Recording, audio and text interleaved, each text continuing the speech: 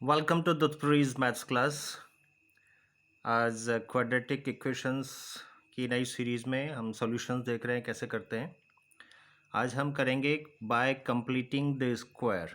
इस मेथड के थ्रू हम देखेंगे क्वाड्रेटिक इक्वेशंस का सॉल्यूशन कैसे निकलता है। अभी तक हमने श्रीधराचार्य रूल देखा और फैक्टराइजेशन मेथड देखा। कंप्लीटिंग द स्क्वायर इसी बेस को यूज़ करते हुए श्रीधराचार्य ने अपना जो फॉर्मूला क्रिएट किया था रूट्स निकालने का, वो उन्होंने इसी कंप्लीटिंग द स्क्वायर मेथड को यूज़ किया था। उसी को हम दोबारा से देखेंगे और देखेंगे कि कंप्लीटिंग द स्क्वायर करके आप कैसे किसी भी क्वाड्रेटिक इक्वेशंस का सॉल्यूशन निकालते हैं। तो एग्जांपल ले लेते हैं कि अगर a x square plus b x plus c equal to zero, ये क्वाड्रेटिक इक्वेशन है। A is not equal to zero, इसको डिफाइन करने की ज़रूरत नहीं है क्योंकि हमने क्वाड्रेटिक इक्वेशन में हर जगह पे इसको डिफाइन किया है। ए बी सी कॉन्स्टेंट है और A is not equal to zero. अगर हम इस इक्वेशन को डिवाइड करते हैं ए से डिवाइड करने का मतलब है एक्स स्क्वायर का कोफिशिएंट हम यूनिट लाएंगे, एक रखना है, तो इसलिए आपको ए से डिवाइड करना होगा। तो क्या हो जाएगा आपके पास x square plus B by A x plus c by a equal to zero. Simple है, हमने एक्स स्क्वायर के कोफिशिएंट को वन बनाना है, उसके लिए जो एक्स स्क्वायर का कोफिशिएंट है वन के अलावा, उससे हमने पूरी इक्वेशन को डिवाइड कर दिया। ठीक है, और इसको हम लिख सकते हैं X square plus B by A X, constant को हमने राइट हैंड साइड पे ले आए। यहाँ तक क्लियर है, कोई डाउट नहीं है। अब यहाँ पे हम चूँकि कंप्लीटिंग द स्क्वायर मेथड पढ़ रहे हैं, अब हमें यहाँ पे इसकी एक साइड को, अब ये साइड तो अभी कॉम्प्लिकेटेड बन जाएगी अगर मैं इसको स्क्वायर करने की कोशिश करूँगा, क्योंकि एक्स की वैल्यू निकालने के लिए मैं अपनी लेफ्ट हैंड साइड को स्क्वायर बनाऊँगा। तो X square plus B by A X, इससे तो ये स्क्वायर बनने का लॉजिक समझ में नहीं आता है, तो आपको इसमें कुछ ऐड करना पड़ेगा या कुछ सब्ट्रैक्ट करना पड़ेगा। तो इस मेथड को करते समय आपने देखा होगा श्रीधराचार्य रूल को जब हम पढ़ रहे थे तब भी हमने ये कहा था, यहाँ पे ये बात ध्यान देने वाली है कि अब x का जो कॉफिशिएंट है b बाई ए, इसको हाफ से डिवाइड किया, उसका स्क्वायर, ये क्या हो जाएगा b बाई टू ए का स्क्वायर, x का कॉफिशिएंट b बाई ए, उसका हाफ वन बाई टू, उसका स्क्वायर। ये आपको ध्यान रखना पड़ेगा, जब भी आप स्क्वायरिंग मेथड को यूज़ करेंगे तो इस तरह से स्क्वायर बनाया जाएगा। ठीक है, इस वैल्यू को आप दोनों तरफ प्लस कर लेंगे।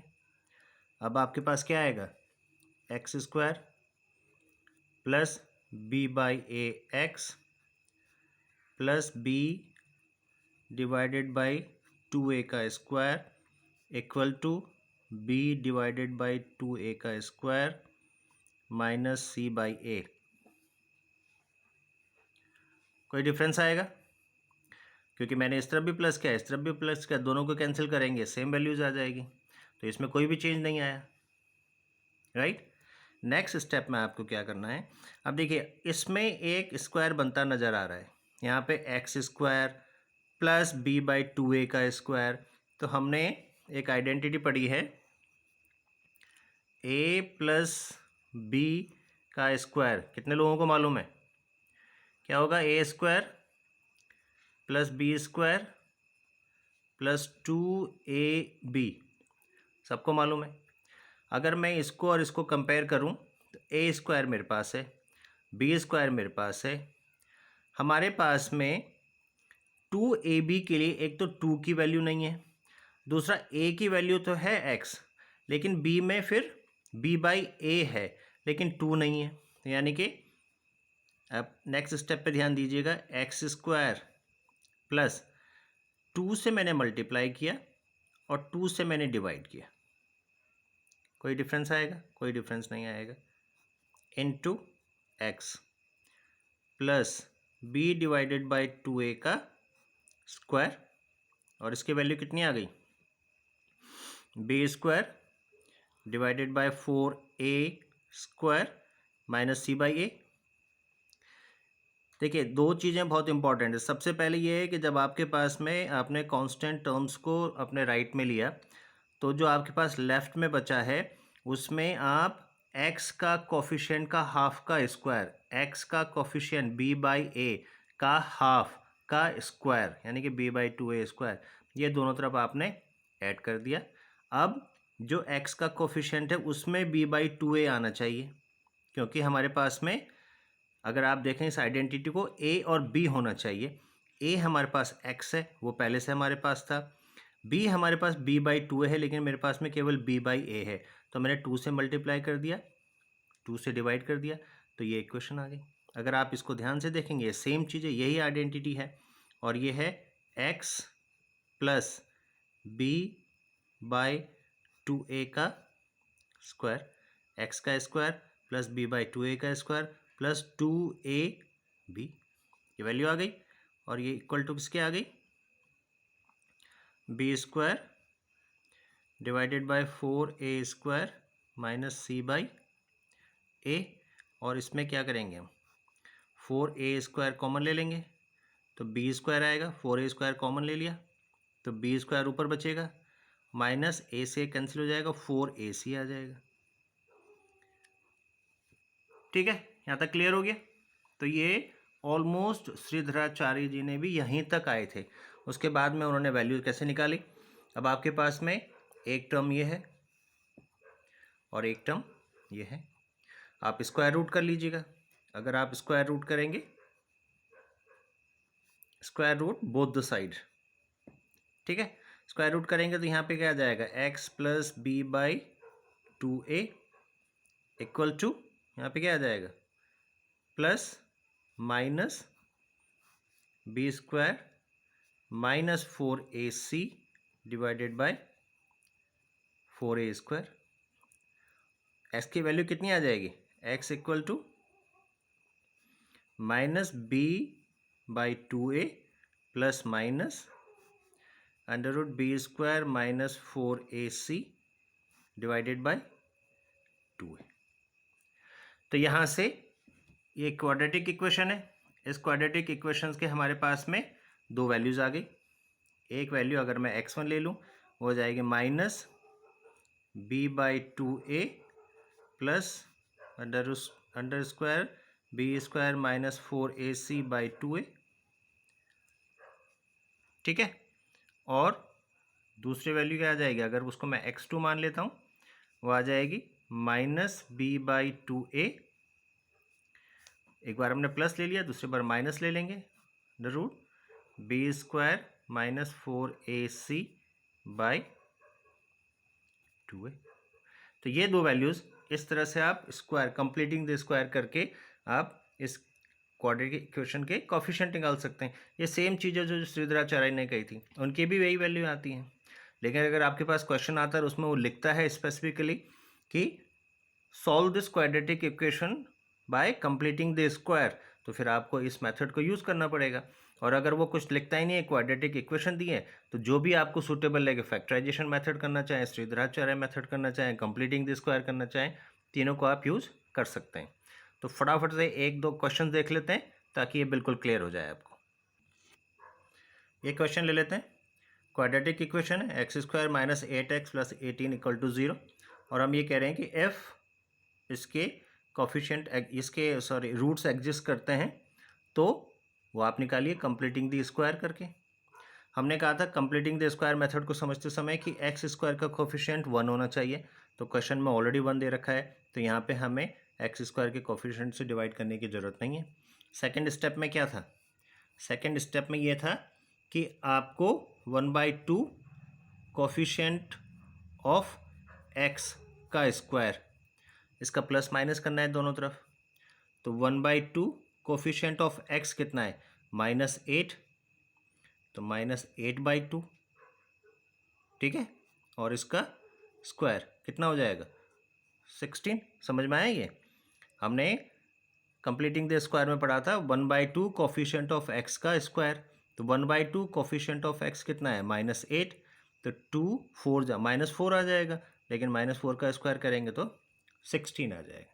ठीक है, तो 16 को दोनों तरफ आप प्लस कीजिएगा, तो आपके पास आ जाएगा एक्स स्क्वायर -8x प्लस 16 और इक्वल टू +16 -18, क्योंकि कांस्टेंट जो टर्म्स है उसको आपने राइट हैंड साइड पे ले आए, तो ये वैल्यू आ गई। और इसको फर्दर सॉल्व कर देते हैं, X square -8x plus 16 equal to -2। इस वैल्यू पे आप देखते हैं X square -2 into 4x plus 4 का स्क्वायर इक्वल टू -2। यहाँ तक सही आएगी बात समझ में? ठीक है, अब आप देखेंगे तो इसमें आपको और कुछ करने की ज़रूरत नहीं है।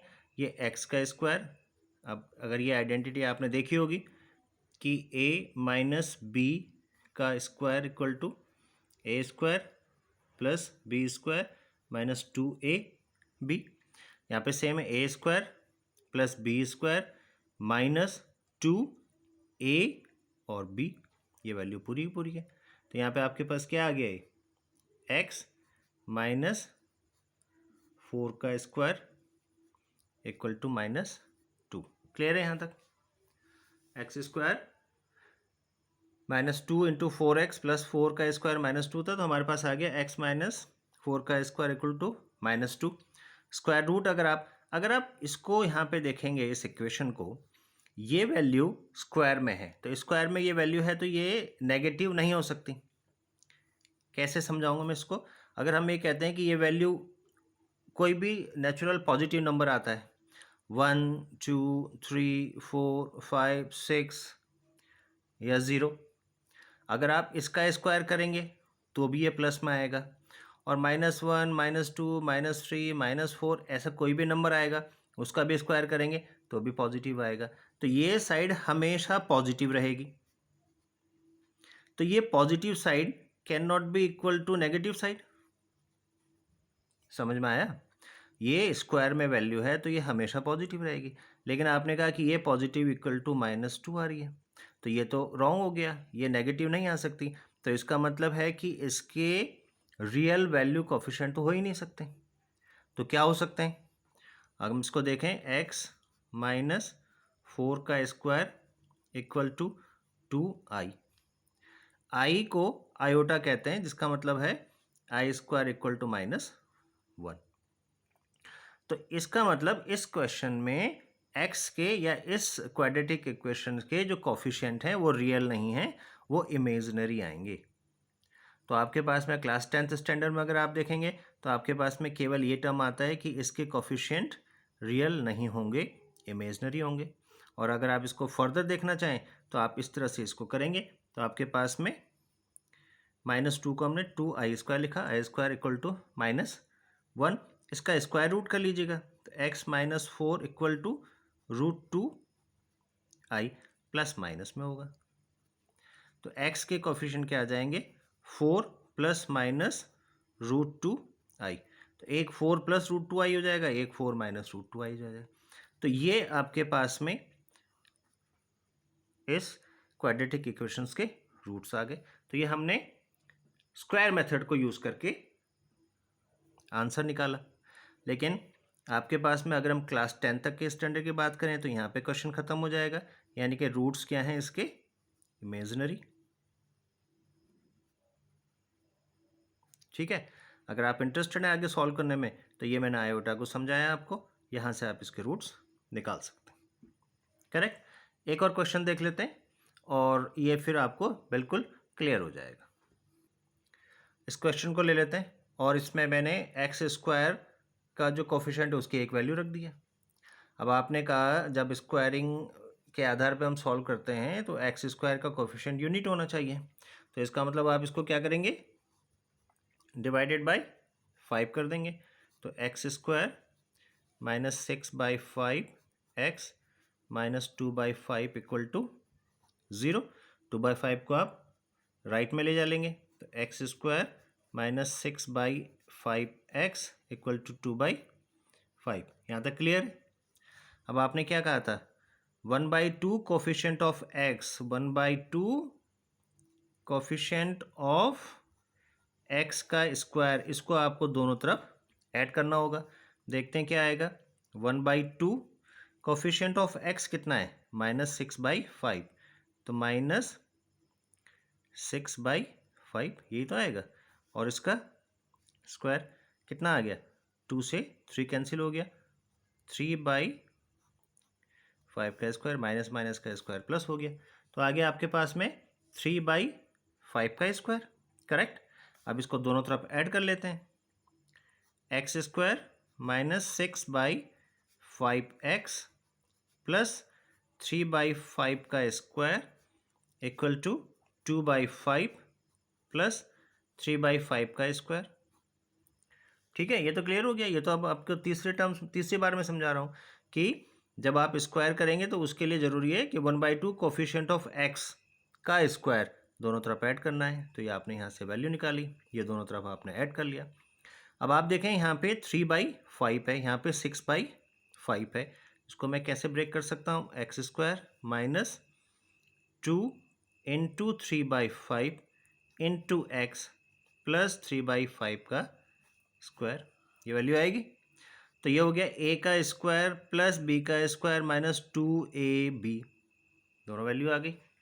तो ये पूरा पूरा स्क्वायर आ गया और इसकी वैल्यू आ गई 2/5 प्लस 9/25, स्क्वायर कर लिया। 3 का स्क्वायर 9, 5 का स्क्वायर 25, और ये है x -3/5 का स्क्वायर, और इसकी वैल्यू कितनी आ जाएगी, 25 आप कॉमन लेंगे तो 5 10 प्लस 9 19 आ जाएगी।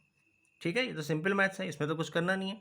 अब आप स्क्वायर रूट ले लेंगे तो क्या हो जाएगा, x -3/5 equal two plus minus √19 और डिवाइडेड बाय 25 का रूट कितना होता है, गुड 5।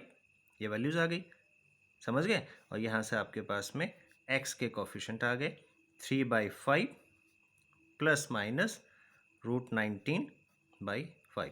तो एक वैल्यू प्लस की आ गई, एक वैल्यू माइनस की आ गई, तो ये आपके पास में रूट्स आ गए।